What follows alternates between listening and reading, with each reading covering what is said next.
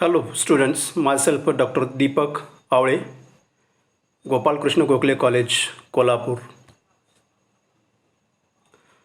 So today we are going to discuss the spectroscopic topic which is named as infrared spectroscopy.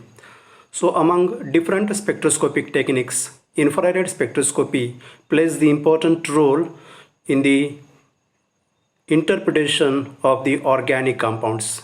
Now, the question before us is that what is the scope, what is the utility of this infrared spectroscopy?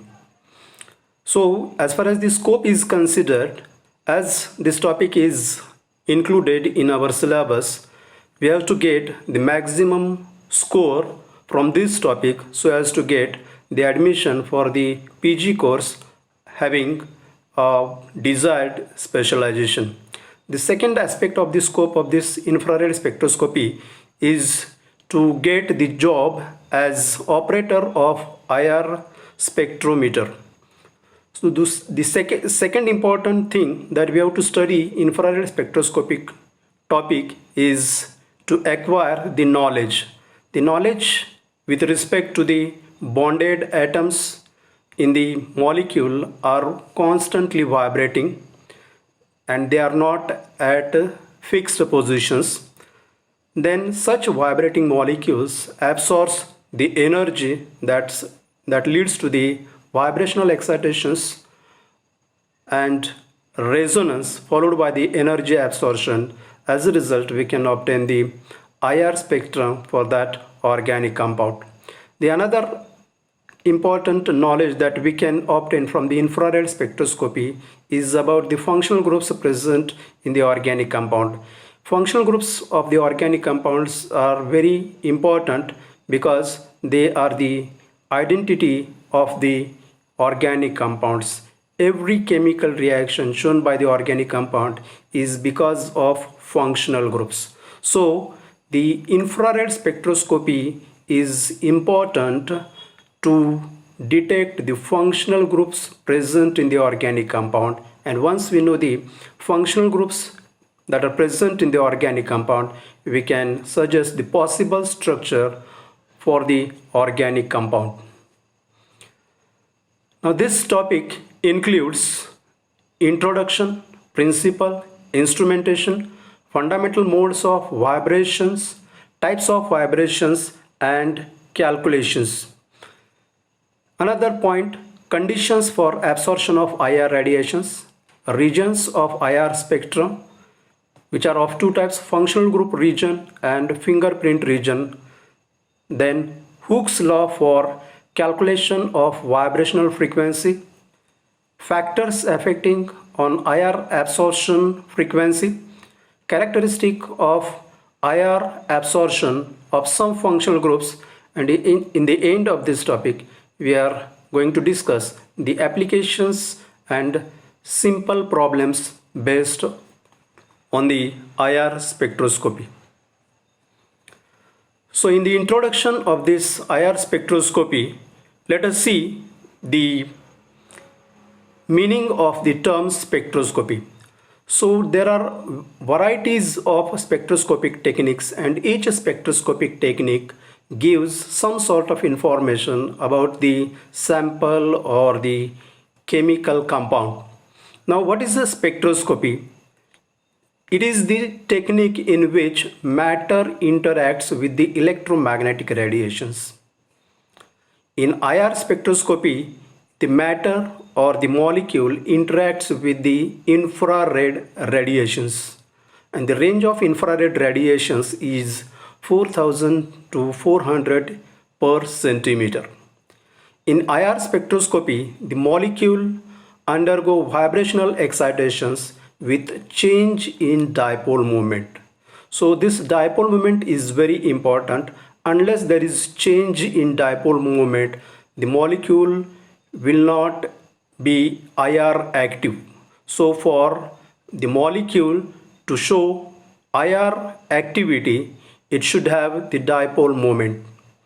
Now let's see the steps involved in the IR spectroscopic technique. Initially, the molecule is subjected or interacted with the IR radiations, and these such molecules will absorb the IR radiations of a specific frequency, and it undergo vibrational excitations. So vibrational excitations are possible only when there is matching in between vibrational frequency of the bonded atoms and the frequency of IR radiation. So when these two frequencies matches, the phenomenon is called as a resonance, and this resonance is followed by the absorption of energy from the radiations, which results into the vibrational excitation, which is shown here. Now once there is vibrational excitation, we can observe the IR peaks, different absorption IR peaks in the IR spectrum of the organic compound.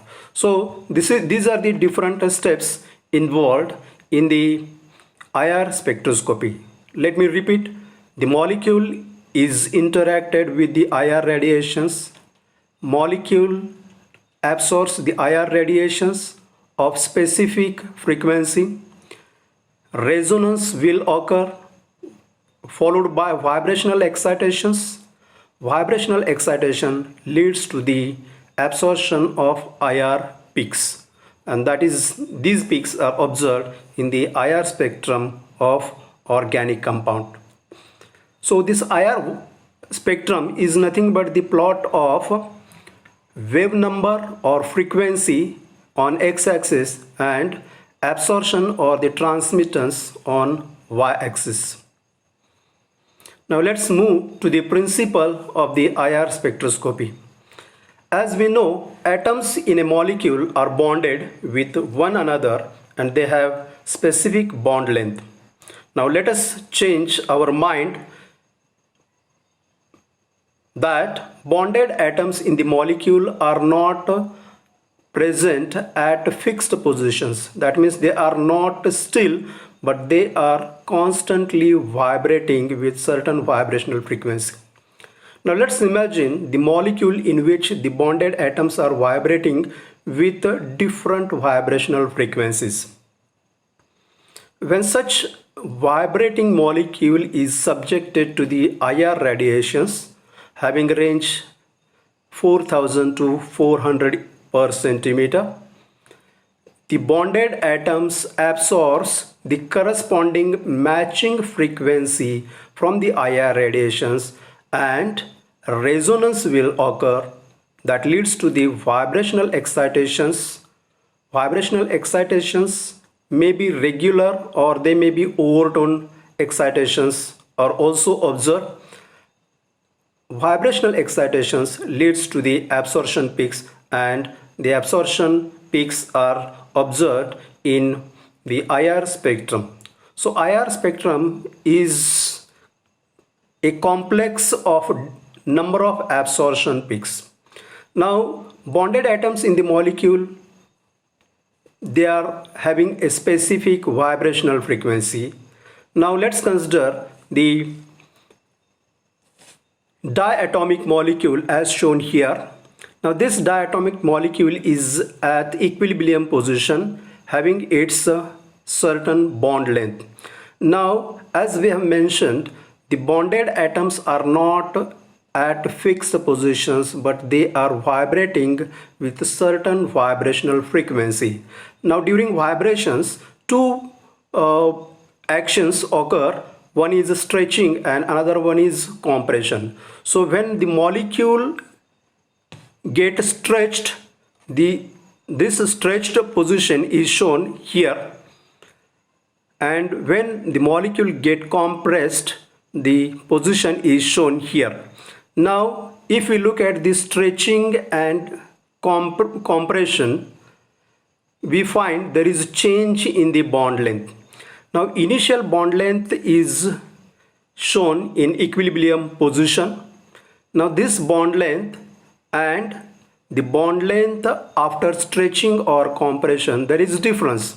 So that difference is denoted by X. So that means from the original position, the two bonded atoms shifted at different positions through distance x. Now, if we want to bring these stretched atoms or these compressed atoms at this equilibrium position, we have to apply some force, and that force is totally depending upon the distance through which we have to displace the stretched atoms or compressed atoms, and that force is mathematically expressed as force is directly proportional to x. That means force is equal to minus kx, which is shown by this equation, and this equation is called as Hooke's law 1. Now in this, force is equal to minus kx. K is nothing but the proportionality constant. It is also called as force constant, and that negative sign indicates that we have to apply the force in opposite direction to bring the displaced atoms at the equilibrium position. Force constant is important, and it is unique for every bonded atoms. That force constant indicates or gives the idea about the strength of the bond, and its value varies for single, double and triple bonds. These values of force constant are mentioned here. For single bond, we have the force constant value 5 into 10 raised to 5 gram per second square.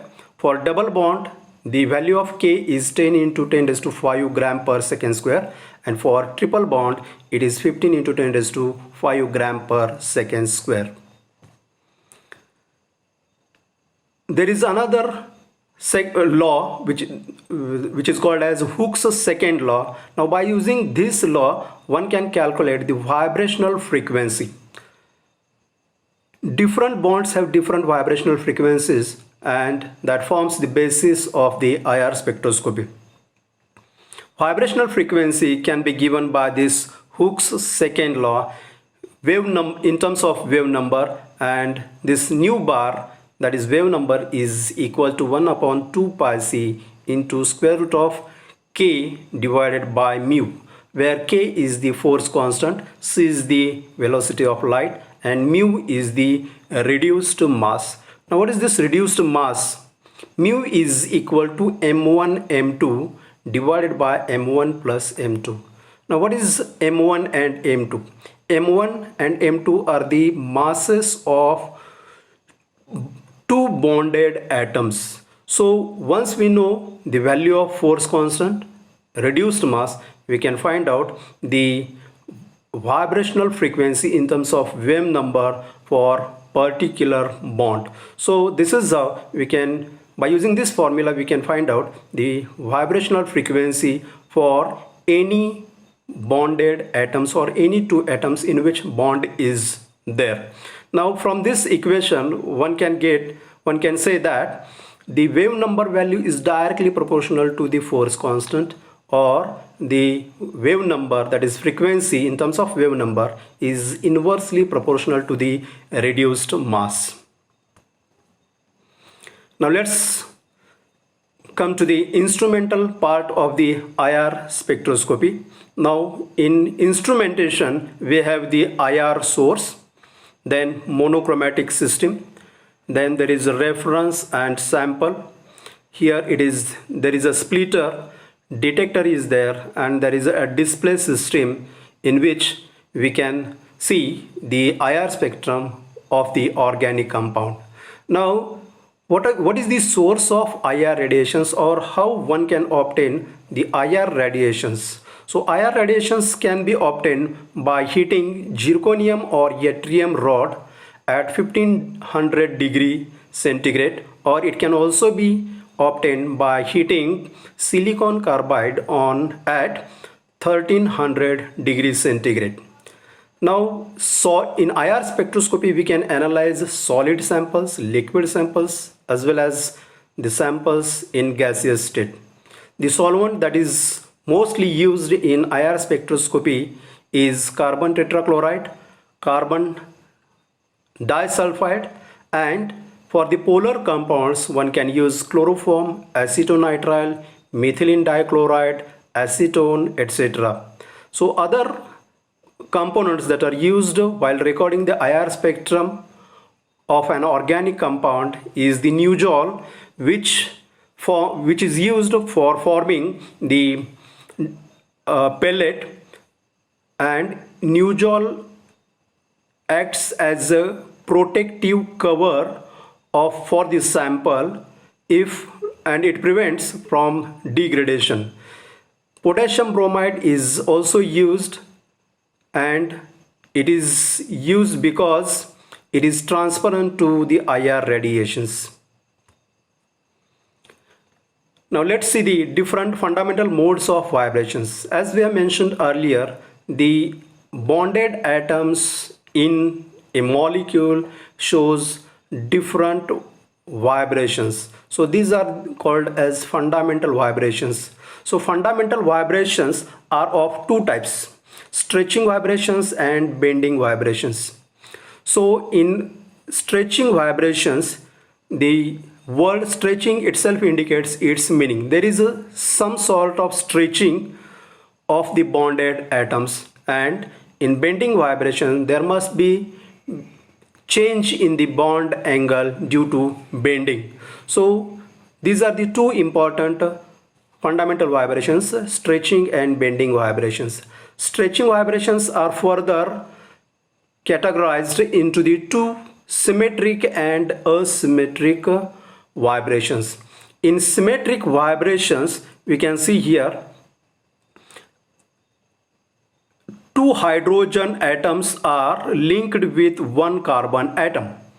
Now in this case, this hydrogen as well as this hydrogen, which are linked to this carbon, they are stretching simultaneously. Means this CH bond and this CH bond, they are stretched symmetrically. Means these two CH bonds are vibrating in similar way. Means two hydrogens are coming simultaneously towards carbon, and these two hydrogens are going away from the carbon. So this is called as a symmetric stretching vibrations. Now let's see the another asymmetric stretching vibrations. So here again the same case is there, same molecule is there in which two hydrogens are linked with the carbon atoms, but the difference is there, and that difference, if one CH bond is vibrating in one direction, the another CH bond is vibrating in different direction. Means one CH bond, if it get compressed, the another CH bond will get stretched. So one get stretched, another get compressed, and vice versa. So this is called as asymmetric stretching vibrations. Now bending vibrations are of two types: in plane bending vibrations and out of plane bending vibrations. In plane bending vibrations are further classified into two classes: scissoring and rocking in plane bending vibrations. In scissoring vibrations, the two CH bonds, they bend in opposite direction. If this CH bond is bending in this direction, then the another CH bond, this CH bond will bend in this direction. So it works like a scissor. The two knives of scissor works or operates in opposite direction. So in the same way, these two CH bonds are bending in opposite direction, but this bending occur in a plane, so it is called as a scissoring in plane bending vibration. Now the another in plane bending vibration is called as rocking vibrations. Here, if one CH bond is bending in anti-clockwise direction, that's right, while the another CH bond will also bend in the same direction, means two CH bonds are bending in the same direction, and hence it is called as rocking in plane bending vibrations. Out of plane bending vibrations are grouped into the two groups, wagging and twisting. In wagging, two CH bonds, they are bending out of the plane. That means here the two CH bonds are coming outside the plane, whereas in twisting, one is bending outside the plane and another is bending inside the plane. So this is the case. One is bending outside the plane, another is bending inside the plane. So this is called as twisting out of plane bending vibration. And as both the CH bonds are bending out of plane, or if they are bending inside the plane, then that vibration is called as wagging out of plane bending vibration.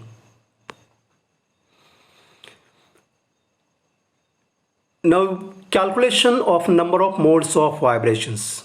So as we have seen, bonded atoms exhibits different types of vibrations, and the number of modes of vibrations depends upon the number of atoms present in that molecule as well as the geometry of the molecule. So number of modes of vibrations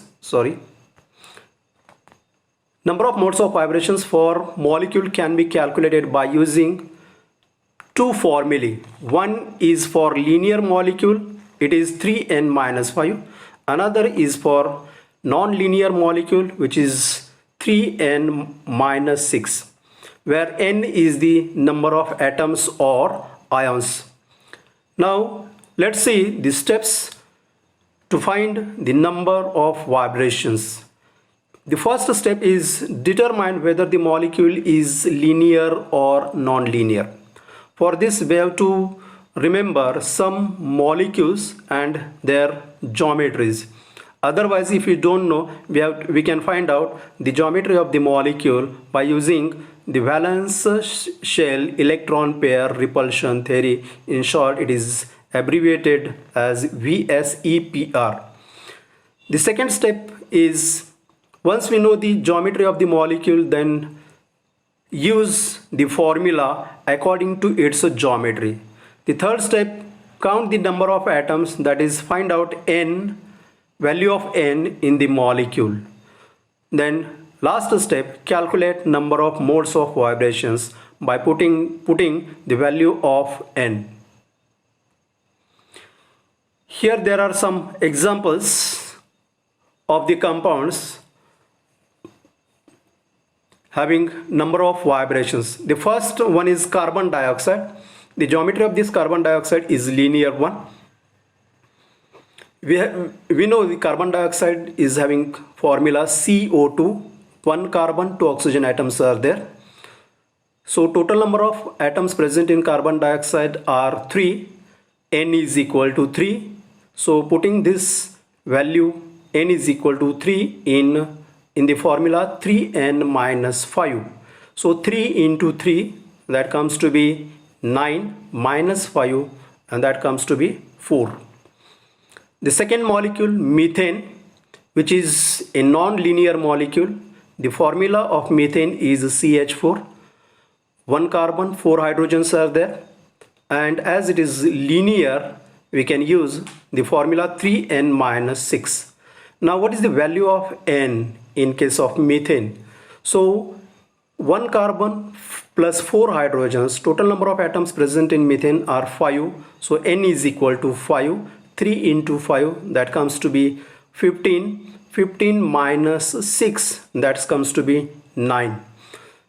Now let's consider this ammonia having formula NH3, which is a non-linear molecule, and the number of vibrations are actually here 6, because nitrogen, 1 nitrogen, 3 hydrogens, total number of atoms present in ammonia are 4. Then as it is non-linear molecule, we can employ 3n-6 formula. N is equal to 4, 3 into 4, 12, 12 minus 6, that comes to be 6. Here there is, by mistake, it is printed as 4. Now the another molecule is benzene. Its molecular formula is C6H6. It is non-linear molecule. As it is non-linear, we can employ 3n-6 formula, and the value of n for benzene is 12, because 6 carbon atoms and 6 hydrogen atoms are there.